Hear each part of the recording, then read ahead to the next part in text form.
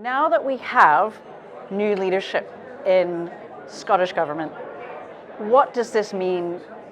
I'm aware you're in Westminster, but what does this mean now for the energy industry in terms of oil and gas, in terms of transition to renewables and the people who work in it? What can you tell them now?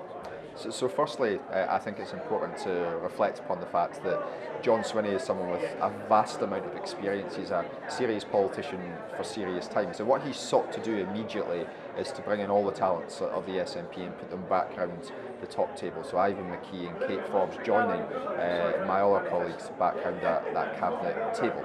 And what they will be focused on, and as John has set out, is not just in the eradication of poverty, which is hugely important, but in growing the economy, making sure that we have the jobs for the future. And when we have that discussion, the energy sector has to be at the very heart of that, because it is the beating heart of Scotland's economy. It's also one of the beating hearts of the UK's economy as well. And what we need to make sure that we do is that we have a managed energy transition, a just transition, for want of a better phrase, which enables us to protect the industry that we have, to protect the jobs that we have, because those jobs and those people are going to be the ones who deliver that journey to net zero. I've got absolute confidence that John and Kate and Ivan, Mary McCallan and others will lead on that over the course of the coming years to make sure that we have the policy framework in place in Scotland to deliver that. And certainly for my part in Westminster, I'll be pushing the UK government to make sure that it provides the certainty that industry requires to not just protect the jobs that we have at the moment, but to create those jobs for the future. Okay.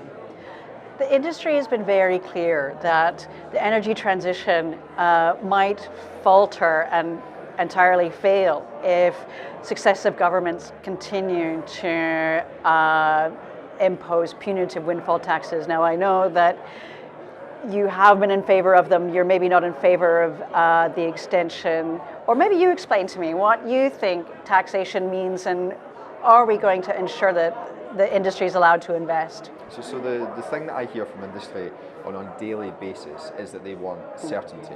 Certainty in relation to the policy outlook, but also certainty in relation to the taxation that they face. Now, I don't think anyone would shy away from the fact that a windfall tax was the right thing to do following Vladimir Putin's invasion of Ukraine and the skyrocketing that we've seen in relation to energy prices.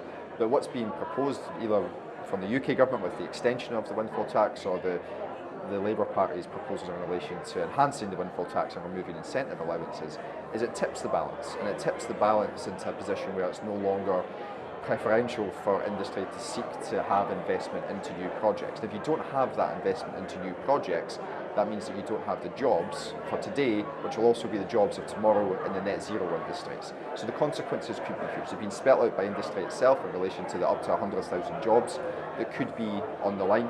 It's my job to make sure that those in Westminster, the people who make these decisions, be it in the Conservative Party at the moment or potentially a future Labour government, understand the consequences of those actions, that we speak up for Aberdeen, we speak up for Scotland in this regard, because this is crucial to our journey, not just to net zero, but to our wider economic future.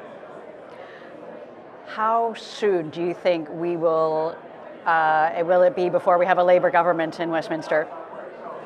I don't know when the general election's going to be. If anyone wants to give me a heads up, that would be really handy. Otherwise, they should probably just get to the bookies and make themselves a few quid. But I think what really matters at this moment is that people understand what it is that their politician stands for, what it is their values are, and what they are going to do on their behalf. We've been very clear about what we do in Westminster. We try to be Scotland's voice, to make sure that Scotland's voice is always heard. And certainly in an Aberdeen context, that means talking about the energy industry, it means promoting the energy industry, and it means championing the opportunities which exist. Yes, there's problems, there's a lot of concern about windfall taxes and the removal of incentive allowances, and we need to highlight these things, but we also need to talk positively about the opportunities which exist, because the future for Aberdeen can be very bright. There can be tens of thousands of jobs, huge investment into those net zero technologies. We need to get on and grasp those opportunities. That's my job, it's the job of my colleagues in London. Hopefully we can get on and do that both in the run-up to a general election and post a general election as well.